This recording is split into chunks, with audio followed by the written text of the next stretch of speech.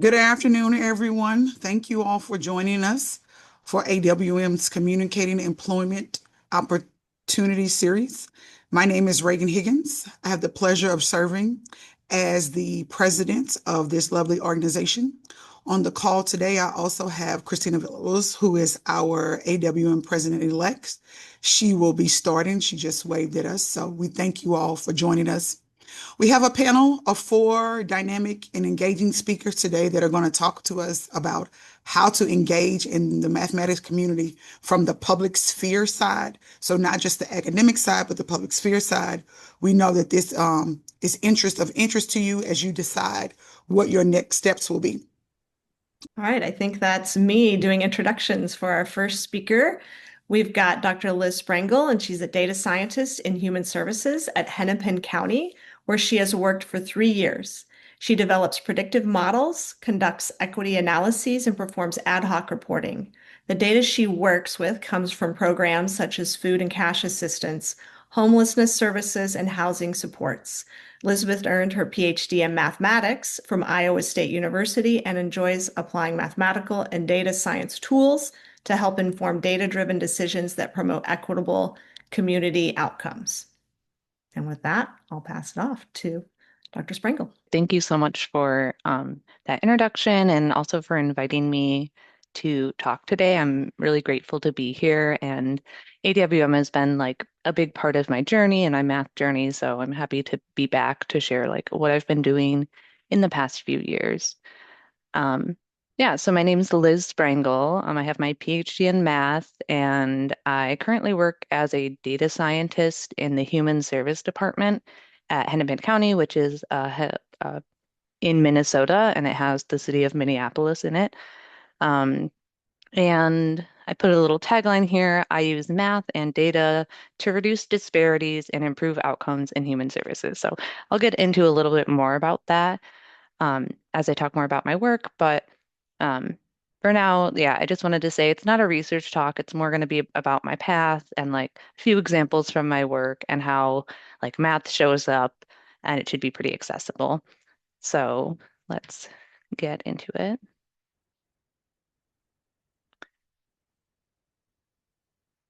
So my like math background is that I have my bachelor's and my PhD both in math, and they were both in the area of graph theory and combinatorics. That was sort of my passion and what I've always really enjoyed doing. That first picture is a picture of me presenting at an AWM poster session at JMM, so that's kind of fun. Um, yeah, and so I studied graph theory and combinatorics. I've always liked puzzles and games, and my advisor when I was doing my PhD, he would tell me that like Liz, you really like quick wins. Didn't really matter the problem. I just liked solving problems, and I got kind of like burnt out and tired when the wins weren't as quick. And so yeah, so what I discovered about myself while doing my PhD is that I liked teaching to some degree. I didn't want to do it like full time, I didn't think, 'cause there were some aspects I didn't enjoy, but what I really did enjoy was sort of the aha moments and the times where I connected to my students and could like talk to them on like a level we were both understanding the math. Um, and I also really cared about math equity and community outreach, which I you don't always get to talk about when you're in math, but I was always a part of like AWM. I helped found the local chapter at Iowa State, and I was a webmaster and like vice president, and I helped run a seminar series sort of similar to the one I'm talking at now, where we would invite speakers to talk about their amazing work and also share tips with graduate students and undergrads. Um, and I always loved like also reaching out to high schoolers. I did like a summer program with high schoolers. And I also did some community outreach where I would go to like libraries in my community and like talk to people in the community, try to get people to show up and like convince them that math was fun and something that could benefit their lives in different ways, which was sort of a unique experience that I didn't get to talk about a lot, but is something I use now that I work like in the public sector. And then yeah, I had sort of a transitional moment at some point in my PhD where I sort of decided I didn't want to do academics as much, and I realized I liked sort of the quick wins and sort of real world impact more. And that's when I started learning about data science. And I went to the IMA Math to Industry Boot Camp, which I definitely recommend because it's where I sort of learned all about like real world applications and the data science process and things like that. Um, and then for the last year of my PhD, I sort of took data science more seriously, and I did a internship at a national lab and sort of felt energized by the work I was doing and realized I sort of liked the applied work. Then I eventually landed as a data scientist at Hennepin County, and I've been there ever since over the past 3 years. All right, so that's a little bit about my path. So I'm going to start talking about what I actually do now. And to do that, first I want to tell you a little bit about Hennepin County. So Hennepin County is a pretty big county. It has 1.2 million residents, and a third of them use our services, the county services, annually at some point. So we have a lot of people and we have a lot of data related to them. And I put on the screen this picture, which shows sort of the 7 domains that the county works towards bettering. And I'm going to go around clockwise, starting at the top quick. And they're health, transportation, housing, employment, education, justice, and income. So every project I have is related to at least one of these projects, and some of my, or at least one and sometimes more, sometimes all of these different domains. Um, and so everything I do has to tie back to one of these different domains somehow. And then human services in particular has different programs servicing these areas, like you've probably heard of a lot of the programs like medical assistance, housing stability services, child assistance, food support, community care, like the list goes on and on. There's a lot of different like programs that fall under the human services umbrella. Yeah, and so as a data scientist, I work in sort of a cross area in human services. So it's my goal to sort of bring or think about how I can use data and math to better these services and what sort of things can I do to actually improve these services? And also, how can I identify and reduce disparities? All right, so I'm going to get into 2 specific examples of like projects I've worked on and how math has shown up in them. So the first one is related to the measuring disparities I just mentioned. So a disparity, so that we're all on the same page, is a measurable difference in outcomes, access, or treatment between groups. So basically, we want to measure how different are the outcomes for different groups. Like, for example, I put graph on the left of how we might measure the different outcomes, or I guess this is the access to a program aggregated by race. So we want to see which groups are accessing the program at a higher rate, for example. And so this is important, or what's important about measuring disparities is that we want to sort of get leadership on the same page and be able to, one, identify and measure these disparities in the same way across different programs, like in food support versus assistance. We have 2 different, like totally different data sets, but they want to sort of know like how to measure disparities across them both. So my job as like a data scientist, it sort of fell onto my shoulders to help create a framework for them to do this. So I, you know, did some independent research where I looked up all the different like statistical measures or ideas related to this and put them all together and made sort of suggestions for what I thought would be good, like both mathematically sound and like helpful to measure things. So I use sort of statistics and also independent research, and also communication was a huge one because I was trying to take these hard statistical concepts and just turn them into something that the leadership could easily digest and actually use in their work, which is very challenging. Um, yeah, and so that was one example of how I use math in my work. And so pivoting to a completely separate example, um, is homelessness prediction. So I'm going to sort of walk you through the process first so you can sort of see what I do in this and how I use math.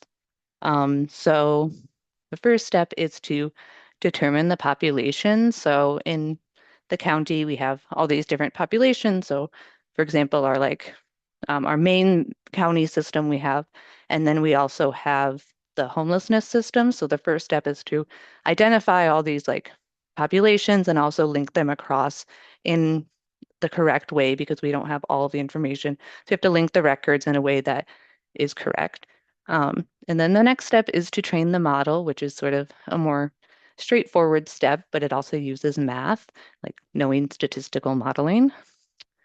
Next is to use the model on resident data. So for all the residents this month, like actually generate the risk score to identify which individuals are most at risk and who can benefit from additional services. Um, and the final step is to figure out how to integrate these like math ideas into the actual county. And this is honestly the most challenging step of all of them because it takes into account um, like ethics and like public perception and meshing like this idea with like eligibility. Like we have to like we can't just willy-nilly change eligibility for homelessness assistance. Um, so yeah, so that's a big deal. And so yeah, some of the concepts that came through, I said modeling and like the matching part, there's a lot of probability in that.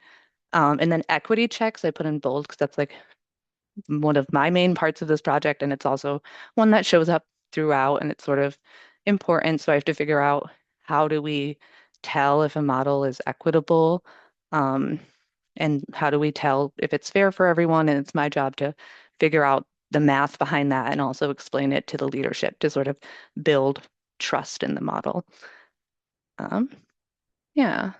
And so those are some examples of what I do. But now I'm going to just shift into some like generic lessons from like my PhD to interviewing for my job and also through what I do now. So it's sort of threads that go through all of it. So the first one is to lead with impact, not algorithms or equations. I'm sure you've heard this before, but I think even if you're doing something like theoretical, it's important to put it in some context of why it's important or how does it fit into the grand scheme of things. And it's always important to ask who can this affect? What are the potential positive and negative side effects? Like what does this question inform? All of these are important questions. Um, and also like that helped me immensely in interviews. Like when I was interviewing, it was always helpful to have a real concrete example of what I was doing. Yeah. And now in my work now, I also have to lead with impact and not algorithms to sort of get buy-in and to sort of be able to do more interesting work because like as a data scientist, it's sort of on me to bring sort of higher level data science ideas to the county and present it to leadership and say, well, we could do homelessness prediction and generate risk scores and potentially improve the program. But it's on my shoulders to sort of get that buy-in. So I have to lead with the impact and not just what algorithm are we using. Yeah, and so the next lesson is sort of make your math legible. So, always use analogies and avoid jargon unless like you're talking to someone who's hooked and obviously wants to talk with you about it. And I say that just because you need a mutual understanding before you can make any change or like get someone on board with what you're talking about. And then the third lesson I put here is, oh, build community and show your work. So this is pretty obvious, but partnerships make everything better. So participate in things like the AWM events, like seminar series or different research groups you can get involved with where you can uplift each other, like technically like uplift each other's work and also like make connections because they definitely last. Um, and also share your own work publicly and um, like cleanly. I feel like it really builds trust if potential employers can look you up and see, oh, you have like some of your work public or a site. I feel like it builds trust in your potential employers. Um, yeah, and then I guess the final note I would say is around like being a woman in math in general. I feel like I had a lot of positive experiences around it, um, and maybe some awkward experiences. Like I was like frequently the only woman in the room, which was fine. Like, but it was sometimes awkward, or like I was the only woman in my like first year cohort for my math PhD. That could be awkward at times, but I was trying to reflect and think of what I found important. And I definitely think mentorship and like finding good groups was really important. Not just women, but also like men. Like I really found my advisor to be really helpful. Like he made me feel really safe. And like other graduate students, older graduate students who are women, like I'm still friends with them or have professional relationships with them today. So definitely choose the environments that support you and sort of lean into them. Or if you don't have them, maybe try and create them, um, and build up from there.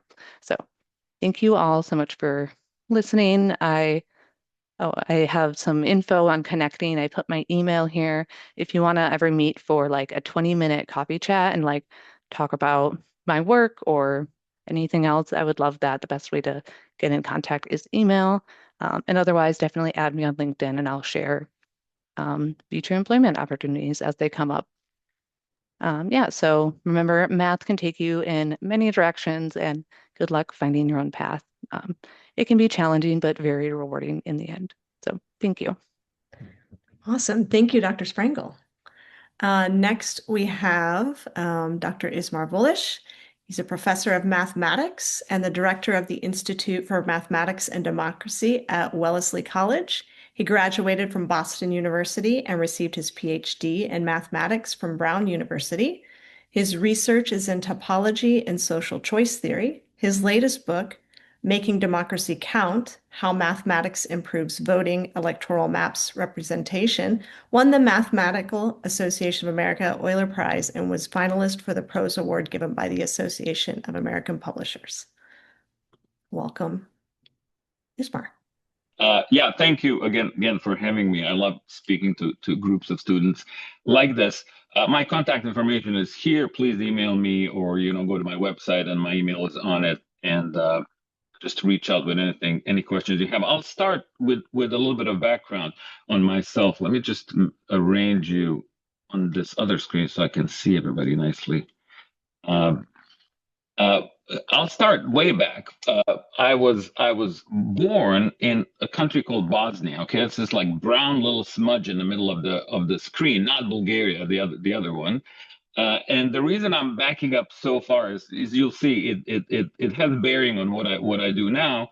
This is Sarajevo, the capital of Bosnia that I grew up in. And I don't know if you can see these. There's these two high rises, green and red lights on top. I grew up right under those. But then these are the two same high rises during the war of the early 1990s that broke out. That's when I came to the U.S. And became a mathematician, which is what I always wanted to be. I'm one of those unusual people who sort of from fourth grade knew they really loved math and wanted to study it, and I did. This is my neighborhood that I played in as a kid. That's what it turned into. The reason I'm showing you this is that as I embarked on this mathematics education, I came to Boston from Bosnia and went to BU, and then I got my PhD at Brown. I was a postdoc at Virginia for a few years, and since 2006 I've been at Volić. This summer coming up on 20 years. But I sort of carried this awareness and knowledge of what complete demise of democracy can look like, how badly democracy can break, and what it can do to one's life. And in particular, this is a fun slide I have to include. This is mostly fun just for me.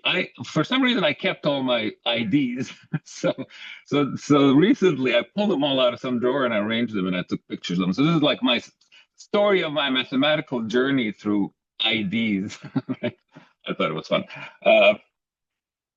But there was this moment that led to the war in Bosnia. Bosnia was a republic of what was then Yugoslavia, and then it decided to secede, and that's what started the war. But there was an election that happened in 1990, where somebody decided that there was going to be the 7-member presidency of Bosnia, and 2 seats each were allocated to 3 big ethnic groups, and then 1 was going to be allocated to all others. And I wonder, like, I remember I was like 16 years old at the time.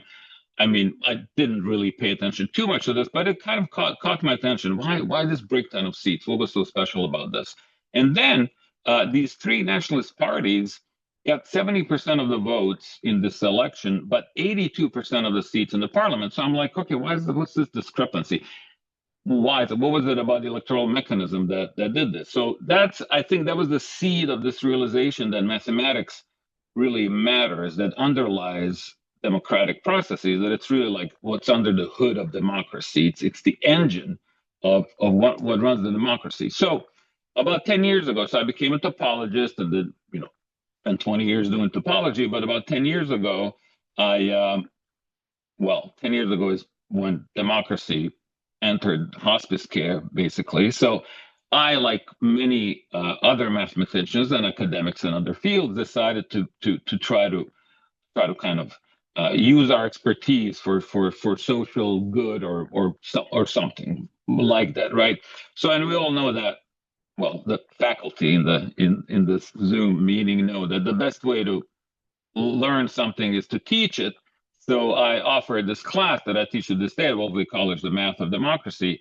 And that led me down this path of doing work that is in this intersection, this amazingly interdisciplinary intersection of math and adjacent fields, data science, statistics, economics, history, political science, and democracy. And so I taught the class. Then eventually I founded this Institute for Math and Democracy. I urge everyone to go check out the website, and there are ways you can get involved and ways for you to contact us and reach us and learn about our programs, and ways we partner with organizations and we sort of help democracy reform organizations and activists do their work better. I'll say something about that in a second. So the math and democracy, if you really think about democratic processes, they really are fundamentally mathematical. There's some algorithm, some equation that's deciding how you're tallying votes, how you're apportioning legislatures, how you're randomly selecting a group of citizens to participate in some kind of participatory democracy process or something, right? And really, there's no process in democracy that doesn't use math in some way. And then the next question, of course, is, okay, if we're using math to run democracy, are we using the best possible math to run democracy? And as you can guess, the answer is a resounding no. So this is where cool stuff happens on the academic side. There's a whole lot of research that goes into mechanisms of democracy. And on the flip side, there are organizations and practitioners, reformers who really need us to do this work and help them give them some sort of rigorous academic, rational backing to their efforts. I'm going to just give you a quick example. For example, we vote using plurality voting. It's the system that we all know and hopefully don't love, where we pick, the top one candidate that we like on the ballot, circle the name, and the person with the most votes wins. There's a basic mathematical flaw with this, is that most votes doesn't mean more than half the votes. As soon as you have three or more candidates, there's a possibility that the winner does not carry the majority, right? And that there's this avalanche of math consequences that comes out of that. A couple of them are vote splitting and spoiler effect, which you might have heard about. I'll show you a quick example in a second. And then there are some more subtle things that also follow as a consequence of this observation. So my favorite example is, so I teach at Wellesley College, which is in the town of Wellesley, Massachusetts, which is in the Congress represented by this guy, Jake Auchincloss, who won the primary elections in 2020 with 22% of the vote. The other three candidates split the vote of the majority of the voters, meaning that more than half the voters would have rather seen any of those three candidates win over Jake Auchincloss, right? But the mechanism, the plurality mechanism, is so dumb, it doesn't take enough information in to recognize this, right? To understand sort of second order preferences of the voters. It just elected Jake Auchincloss. This is a primary, right? So there's a general election as well. That's uncompetitive in Massachusetts. So this is really where the real races happen, at this primary level. And Jake Auchincloss, last two cycles, 2022, 2024, ran unopposed. So he will likely be sitting in Congress for 30 years with 22% of the supporters having supported him. Okay.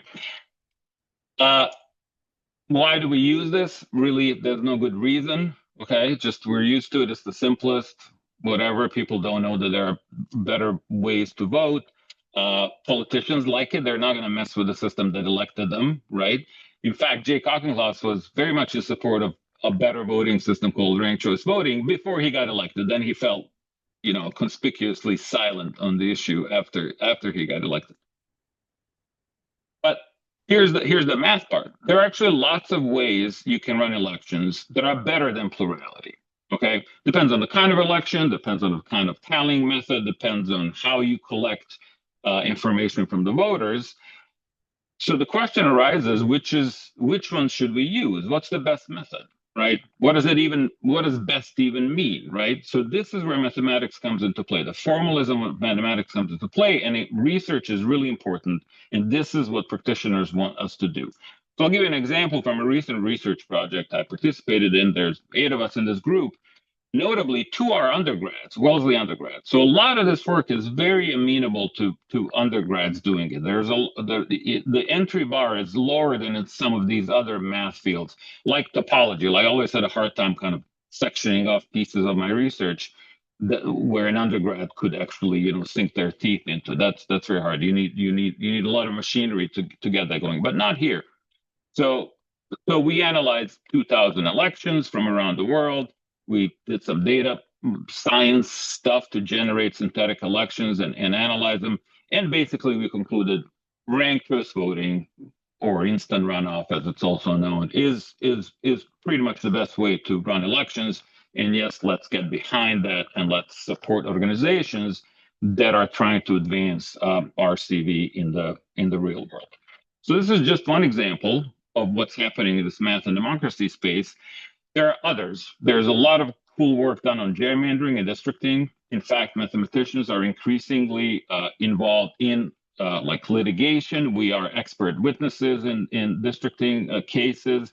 We write amicus briefs. We advise legislators and governments and lawyers, et cetera. So this is one of the shining examples that how over the last 15 years, mathematics has really gotten involved in a serious way, in a practical and meaningful way, in actual this fight over districting.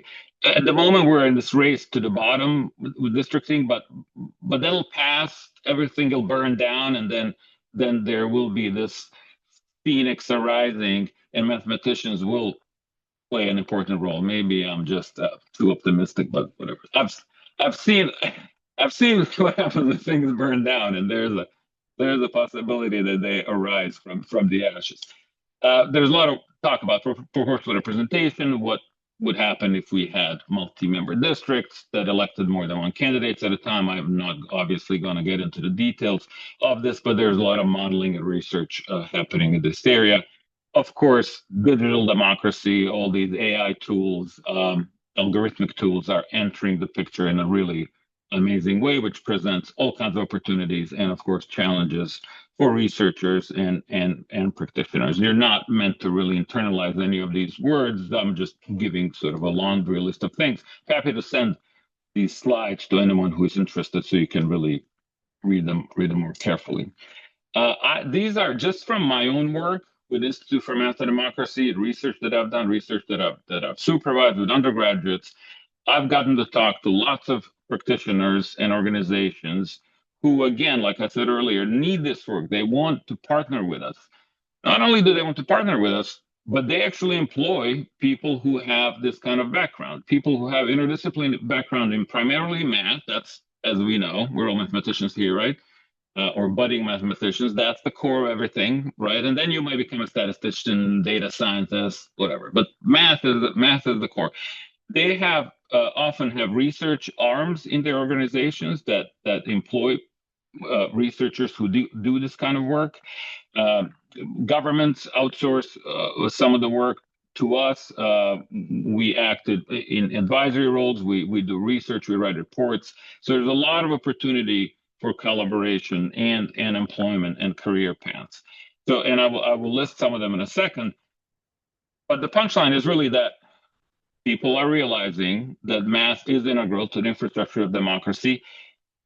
More so now than ever, something like 80% of us are dissatisfied, of Americans in particular, are dissatisfied with democracy these days and are looking for some kind of an objective, rational, non-emotional, non-partisan solution or a way forward, right? And they're realizing that this sort of mathematical, rational grounding is giving us that option, a place we can all gather and kind of build from. And good math can help do exactly this: redesign institutions, increase participation, and provide better representation. In addition, if you're over on the academic research side, there's lots of opportunities for teaching these topics. They're very interdisciplinary, like I said, research as well, and lots of potential careers that combine all these things. So here's just some of the things that some of the job descriptions that come to mind. They're sort of across all facets of applied mathematics as it pertains to civil service, betterment of democracy. I won't read all these, but they are. So again, there's a growing, emerging field, I don't know what to call it, a field of a slew of jobs that are aimed at researching better ways to run democracy that are based in mathematical, data science, statistical grounding. So I'll stop there and thank you for listening. Awesome. Thank you. All right, next up, we've got Tina Marie Jackson, PhD, who serves as the Assistant Commissioner of Workforce Education at the Texas Higher Education Coordinating Board.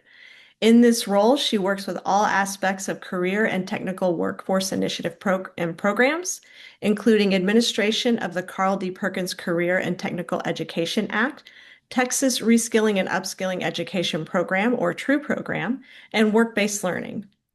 In May 2022, the THECB Workforce Education Division, in collaboration with the Texas Education Agency, was selected along with 7 other states to participate in the Advanced CTE Opportunity Gap Analysis the Trainer National Program. This opportunity targets the state CTE leaders with responsibility and influence over Perkins v. administration, program design and approval, equity and inclusion, special populations, methods of administration, and/or CTE data. In January 2022, THECB Workforce Education Division began a partnership with Results for America and the Texas Workforce Investment Council. Results for America's mission is to invest in what works based on evidence. In January 2023, Jackson was appointed to serve on the statewide Texas Prison Education Program Advisory Committee, serving as the State Higher Education Agency Liaison. In July 2023, Dr. Jackson was appointed the National Best Interest Determination Council to provide best practices for implementing post-secondary prison education programs. Jackson holds a bachelor's degree of science, a master's degree in education from the University of Minnesota, and a PhD in educational administration from the University of Texas at Austin. And with that, I'll pass it off to Dr. Jackson. Thank you so much. Hey, students. I know it is a Friday afternoon, and so I thought I would come and be swift and sweet and just give you some information to look into on your leisure. So what I wanted to start out with was just like sharing a slide. I only have 2 slides. How about that? On a Friday afternoon. But I really just wanted to share with you all a little bit about my background. And so this is my background. I want to start, though, I'll share that I'm originally from Minneapolis, Minnesota. I heard a colleague on earlier who said she works at Hennepin County. And I know exactly where you work, of course, growing up in Minneapolis. So it was just it made me smile thinking about that there's another colleague on from Minnesota. So I've been here in the great state of Texas for 14 years, colleagues, and I came here because at the time I really was interested in solving a problem. So in Minnesota, there were many students who were in developmental education courses because they were not able to pass college algebra. And literally, the reason I came to Texas was to help solve that problem. So I wanted to encourage you all, those of you listening, my students, star students you all are, to think about your why. Think about why you want to do good work. And for me, it was really about helping students like yourselves be able to get out of developmental education and get right into whatever their path was so that they could get a job that would lead to economic development and helping their families and their communities. So when I came to Texas at the time, I was a graduate student, I was a fellow, and doing a lot of work on how to fast track students. Prior to coming to Texas, I was involved with a project at Harvard where we looked at the achievement gap for students of color and why they were struggling in math, which has been something at the heart of my work for years. And so it's been a joy. We actually have done a lot of great work here in Texas around co-requisite models. And to make it sweet and simple, basically it's taking a college level math course and pairing it up with a developmental class. And we actually got legislation passed so that as students come into the classroom, they're able to get their credits while they get their supplemental instruction. So this is really passion work for me. I come from a family of educators. My father was a professor. He worked at a technical college called Dunwoody Institute. I bet my colleague from Minnesota knows where that is. And right, and he taught basic electricity. He was also an electrician. And my brothers are all in the math fields, and I'm the one who loves to talk. So I went straight to the classroom, and that's literally how I ended up in the classroom. I've always loved working with young people, and I've always had a passion for teaching and watching those light bulb moments. So that's really what brought me into the work. So I'll just share with you all that the experiences that I had in Minnesota took me to UT Austin to study how to fast track community college students who were in developmental courses towards STEM fields.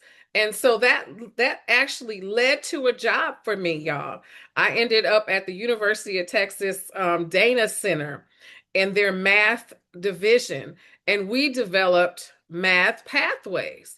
So when I say that it has been a wonderful ride, I would just say that while you think about your next steps, I want you to continue to think about what you're passionate about, what really gets you excited in general, and how to connect that to your work in whatever way you can. And so I also wanted to say to the students that sometimes the door may not open for you for a paid opportunity. Find somewhere where you can volunteer and work directly with something you're interested in, even if it's just for a few hours a day, a week, a month. Get engaged with things that really excite you, even when you're in opportunities that may not be as exciting as far as the paid opportunities. And as much as possible, right now, I want you to find paid internships first if you have that opportunity, or unpaid internships. But the important piece is get the experience while you're learning. And we have lots of models out there right now here in the state of Texas and really across the United States that are really talking about work-based learning and the importance of you all learning while you are out there getting those degrees and those what we call credentials of value. I also wanted to share with you all the importance of looking at what the high demand fields are currently. And so there are several high demand fields, and I just, I'm going to throw things in the link. Don't judge me by my background, y'all. But I thought it would make sense to just share with you all some of the fields. Can you guys see my screen? some of the fields that I'm going to give you a link to online, math is everywhere. And so we have programs of study here in the great state of Texas. And as you can see, there are lots of fields that you can go into. I'm not going to go into all of them on a Friday afternoon after 3. But what I'm going to say to you is look at high demand fields.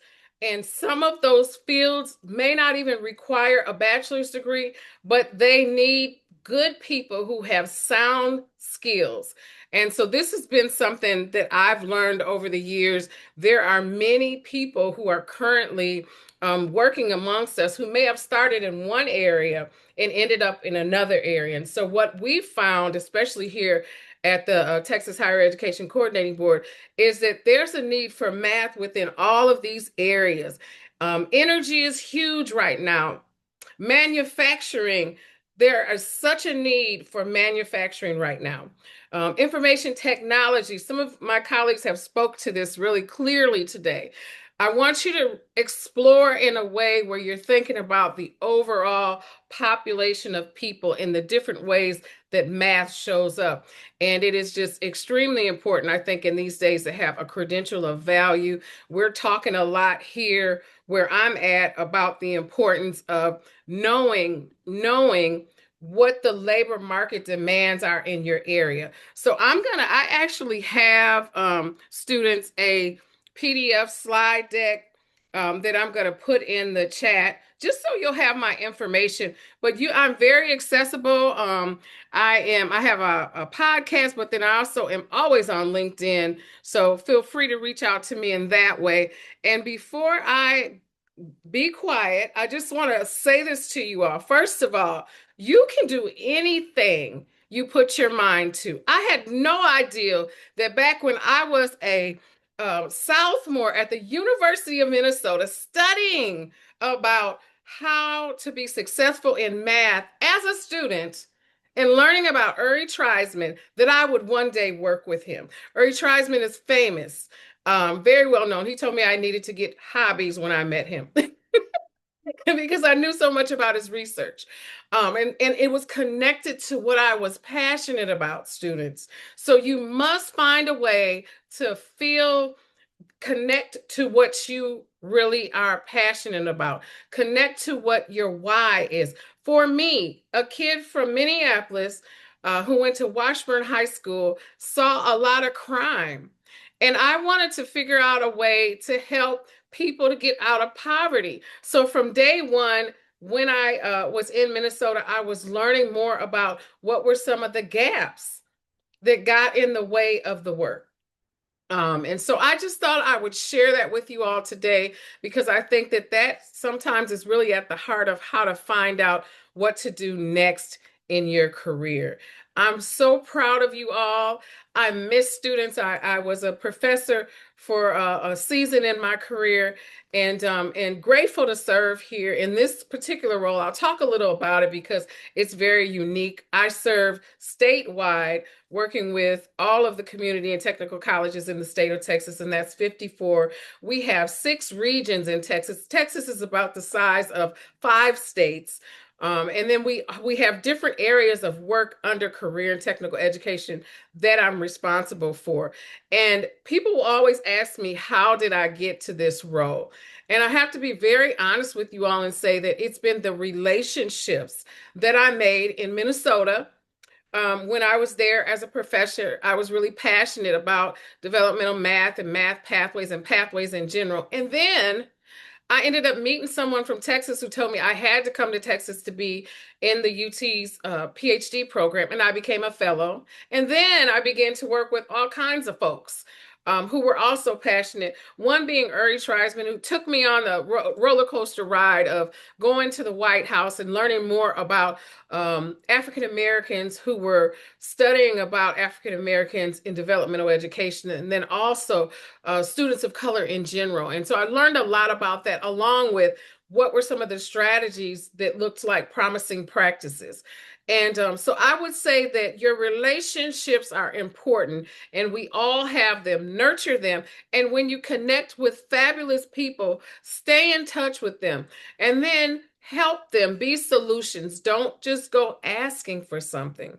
be a solution. So on that, I'm going to be quiet and I'm going to see if there's any questions for me. If not, I'm grateful to be here, happy to listen in, and happy to be a part of the discussion. Thank you. And I think we're going to have questions at the end after each speaker. So there will be opportunities for sure to All right. check in with you. And we've had just such a delightful panel. It's so interesting to hear everyone's paths. And our last speaker here today is Dr. Virgil Pierce, who joined the city of Greely, Colorado in 2022 as a rates and budgets analyst for the Department of Water and Sewer, following an 18-year career in academia. As utility finance manager, his team is responsible for the long-term financial forecasting, day-to-day financial operations, and key accounts customer service for the city's water and sewer utility enterprises. The department provides drinking water, irrigation water, and wastewater services to the residents and businesses for a city of 114,000 people in northern Colorado Front Range, which is where I used to live. You have crossed paths with Virgil back in the day, but I will hand it off to you, Virgil. Thank you.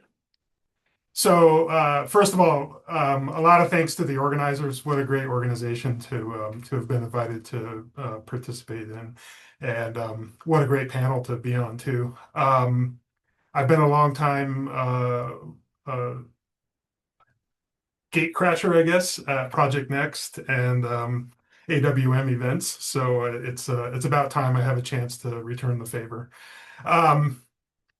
Before I get too far into this, the city requires that any presentations I give have to be accessible. So if you need a copy of an accessible copy of these slides, I've provided them to the organizers. You can also email me at virgil.pierce@greelygov.com. And I'll have another slide later on with my address on it if you need it. So speaking of connections, so I don't know if Dr. Jackson remembers, but I was a participant in the Pathways project. I taught the contemporary math course at the University of Texas Pan American, where Christina Villalobos is. I thought it, but I didn't want to say it.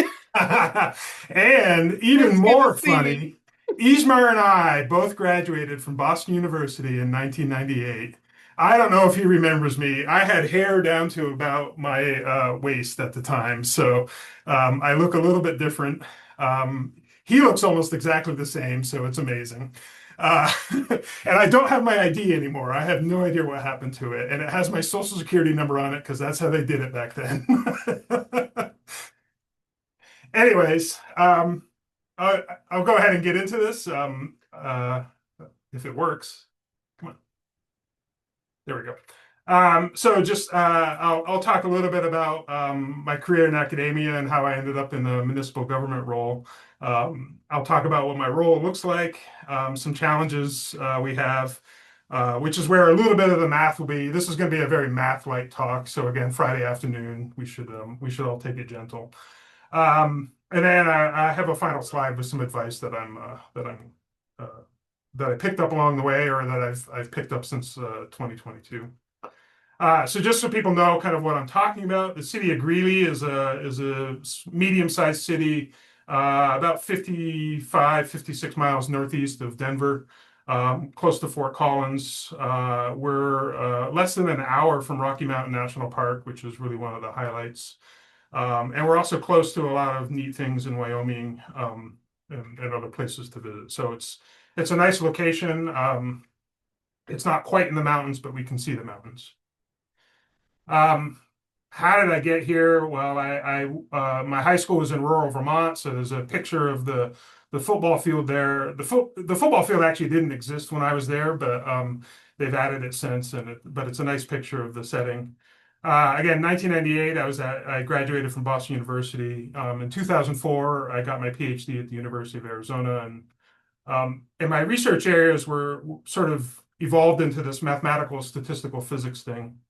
And then I bounced around a little bit because that's what you do in academia when you're first starting out. But eventually I ended up at the University of Texas, Rio Grande Valley. It was the University of Texas Pan American. And then in 2018, I was hired by the University of Northern Colorado to be a department chair for mathematics for them. And it was actually a combination math, statistics, and computer science department at the time. So I got to work with a number of faculty from a variety of fields. So in 2022, well, okay, so more about academia.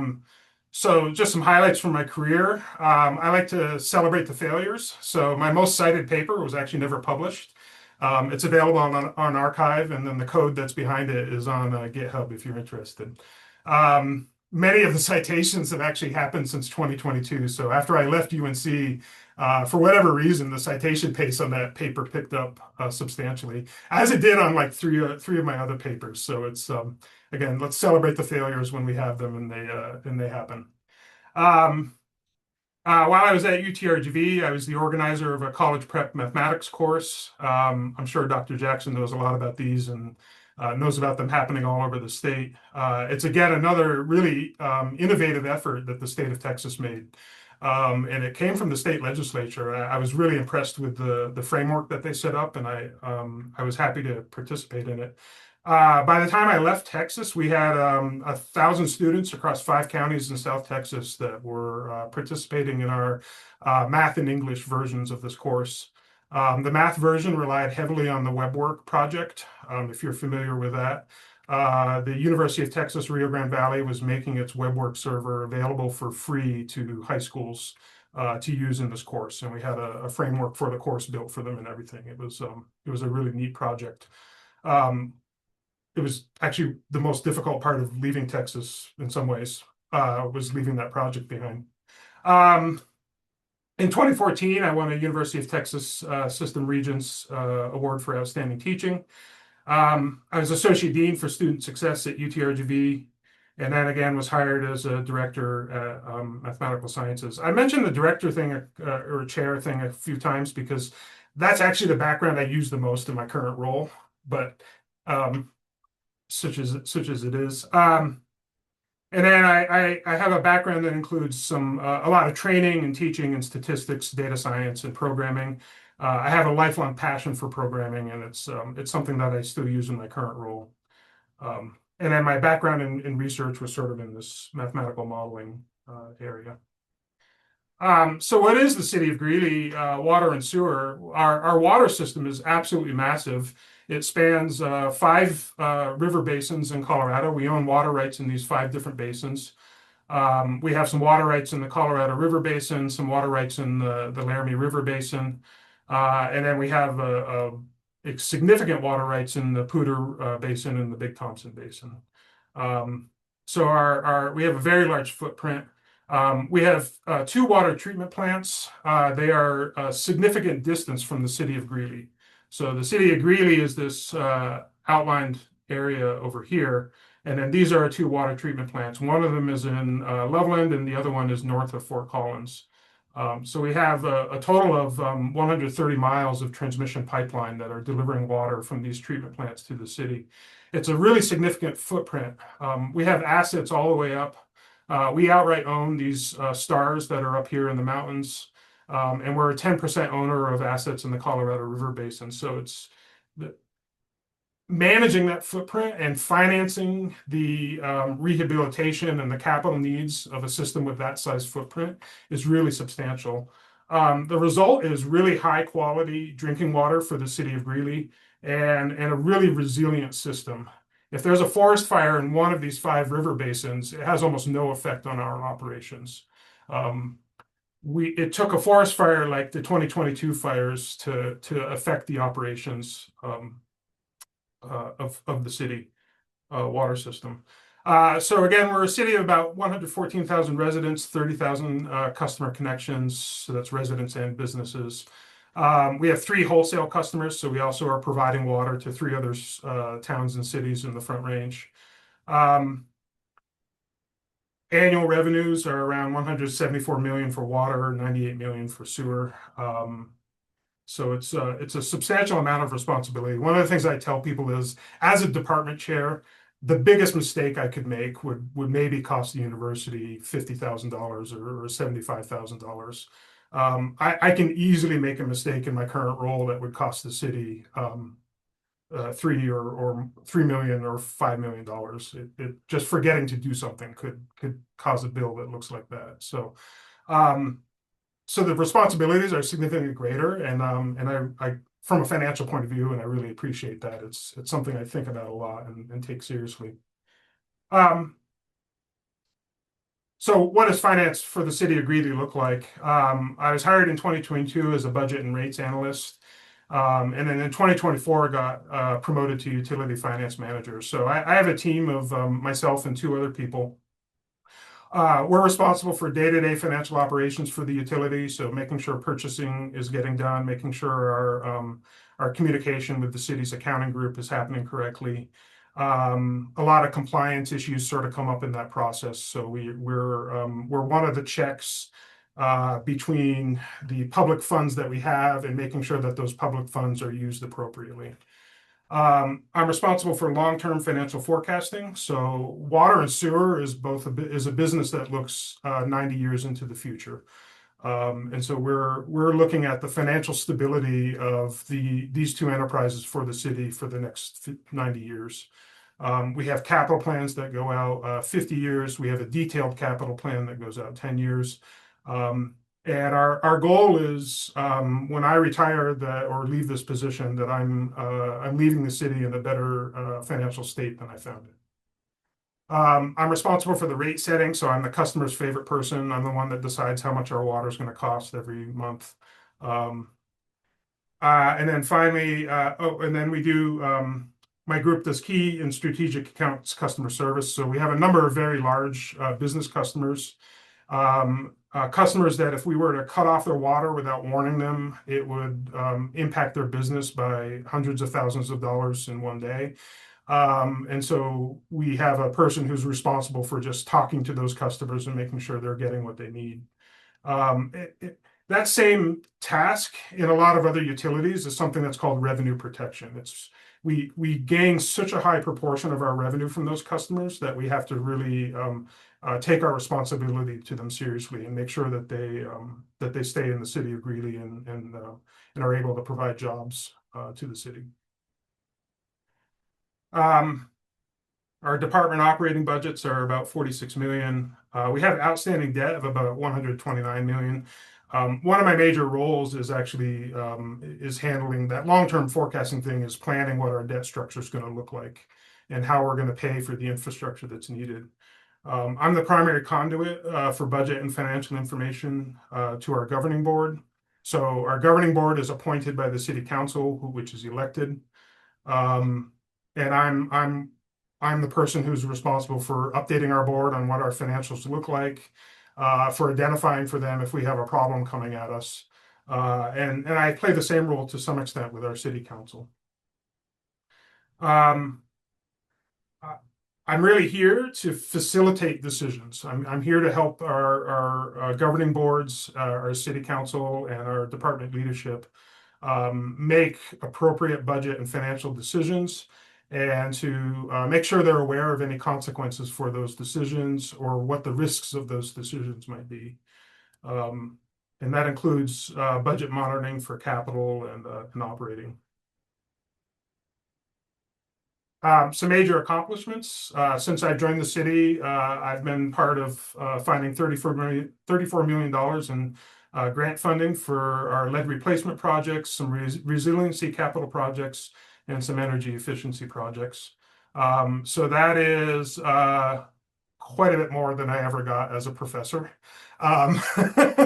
But it helps that a lot of what we're doing is putting pipe in the ground, and that's just not nearly as cheap as some of the things I was doing as a math researcher.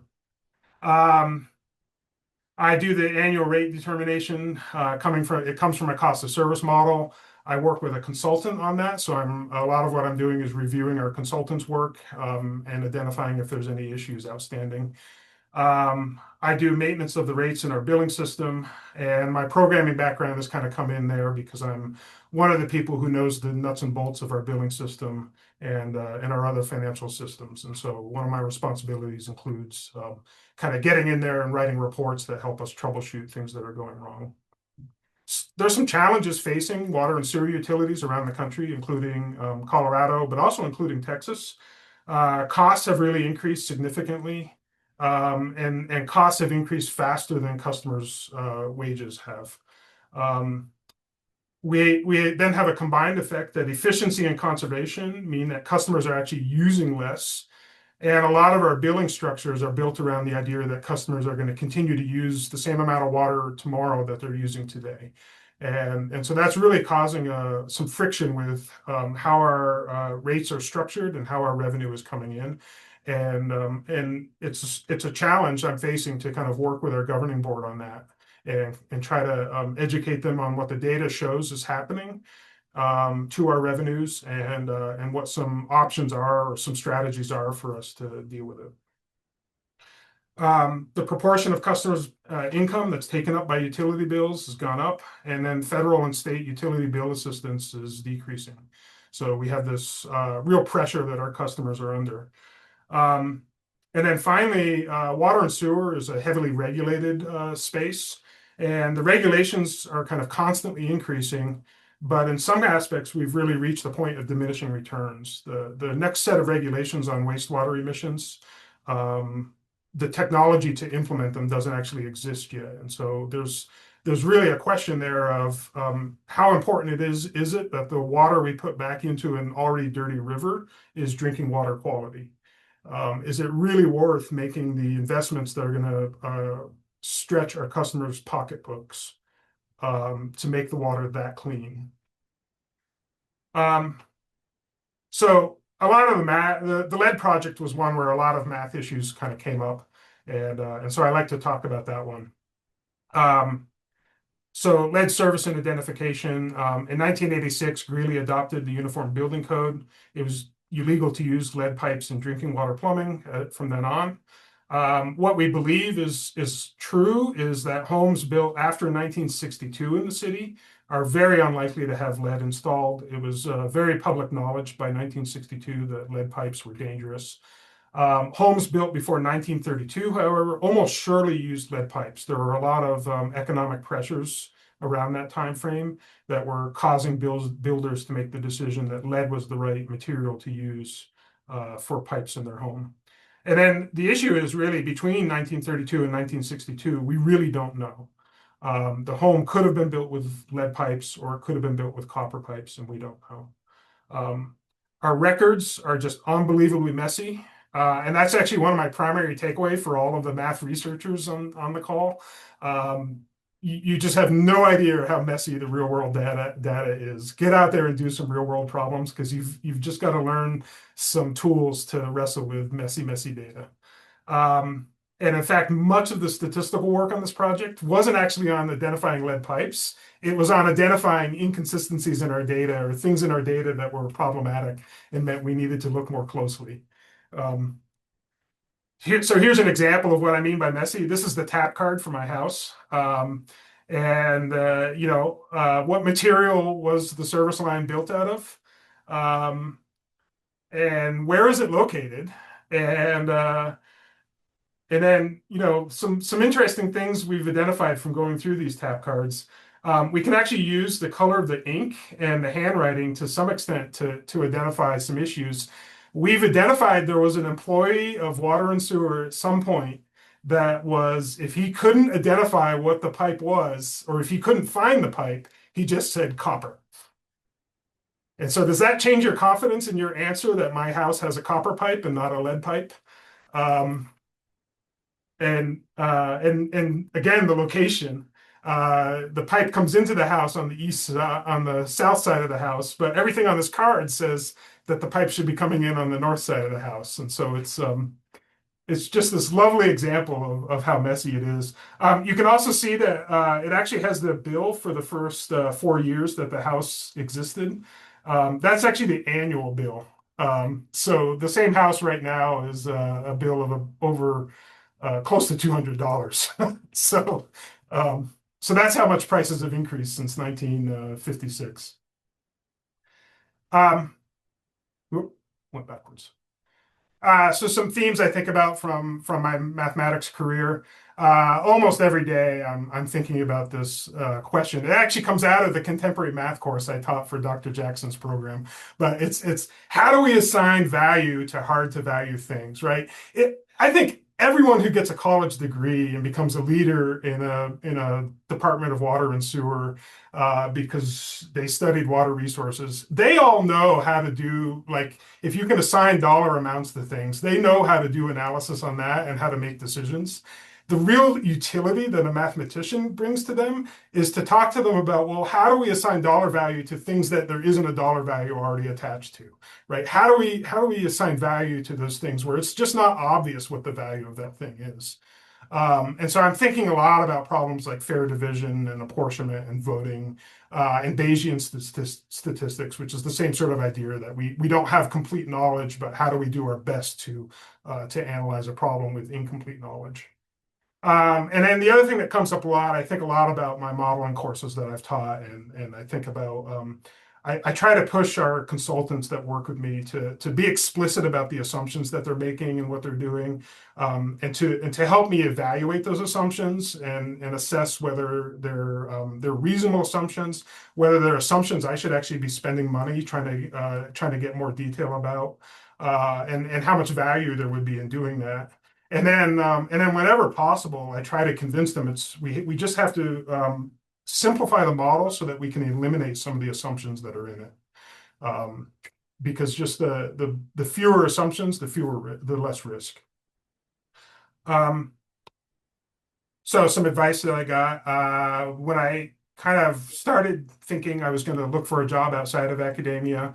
A friend of mine that left academia after his first academic job said, PhDs have a lot of really important skills to offer businesses and governments. But what they really struggle with sometimes is articulating those skills.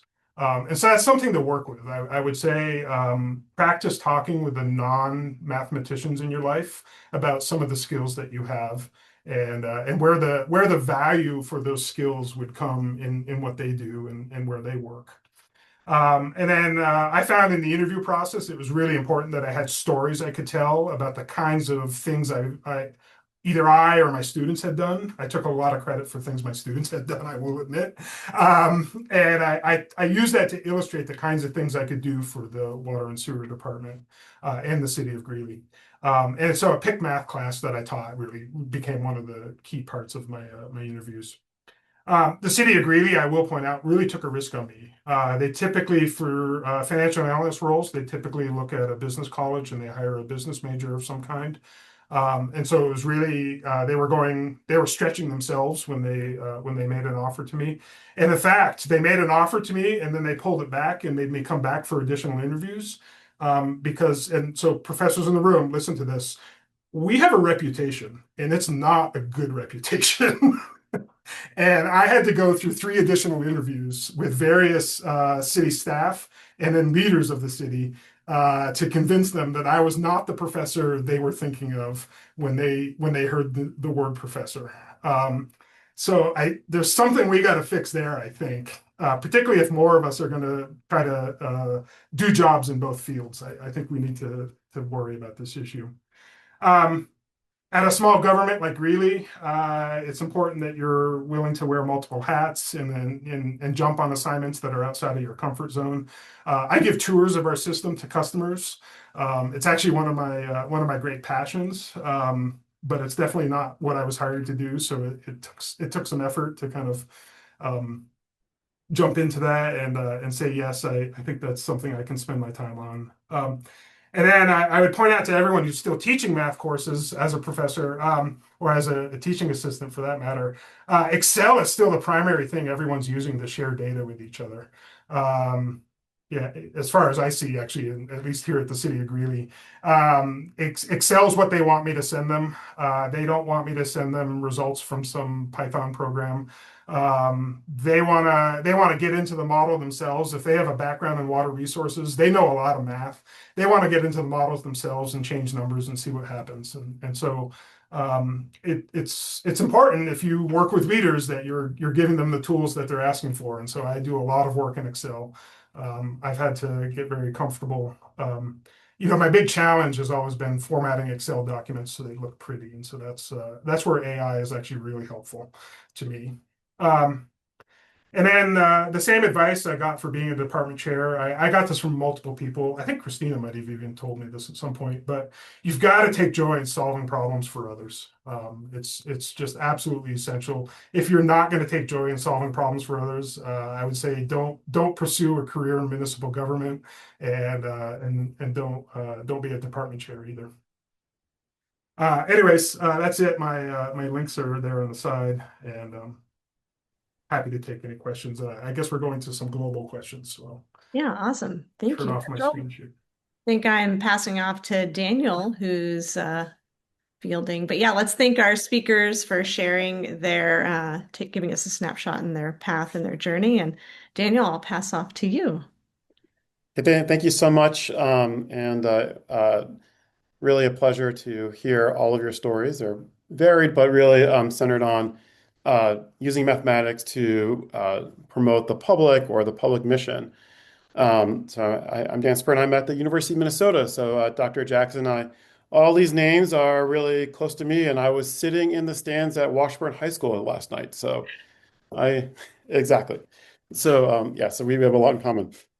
I don't want to hold up our panelists' time anymore. Thank you so much. Let's give a round of applause for the panelists. And as they offered, stay connected, join their LinkedIn, reach out, build your network, and build your community. Thank you. Thanks for having us. Thanks. Thank you. Thank you so much. Thank you so much for coming.